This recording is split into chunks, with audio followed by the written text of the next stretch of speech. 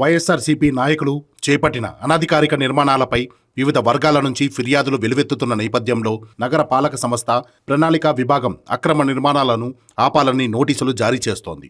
కడపలో వైఎస్ఆర్సీపీ అక్రమంగా నిర్మిస్తున్న జిల్లా కార్యాలయానికి నగర పాలక సంస్థ అధికారులు నోటీసులు జారీ చేశారు.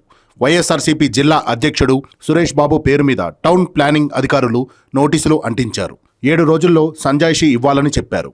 లేకపోతే చట్టపరమైన చర్యలు తీసుకుంటామని హెచ్చరించారు. అనకాపల్లి మండలం కొత్తూరు నరసింగరావుపేటలో వైఎస్ఆర్సీపీ జిల్లా కార్యాలయ భవనానికి అధికారులు నోటీసులు అంటించారు. 5 రోజుల్లోగా సమాధానం చెప్పాలని అధికారులు తెలిపారు. తెలుగుదేశం ప్రభుత్వంలో కాపు సామాజిక భవనానికి కేటాయించిన భూమిలో వైఎస్ఆర్సీపీ కార్యాలయాన్ని నిర్మిస్తున్నారు. స్థానికులు తీవ్రంగా వ్యతిరేకించిన పోలీసులతో వారిని అడ్డుకున్నారు. వైఎస్ఆర్సీపీ అక్రమ నిర్మాణాలపై జీవీఎంసీకి అనేక సార్లు ఫిర్యాదు చేసినా అధికారులు పట్టించుకోలేదు. కూటమి ప్రభుత్వంలోనైనా అక్కడ కాపు సామాజిక భవనాన్ని నిర్మించాలని స్థానికులు కోరుకుంటున్నారు.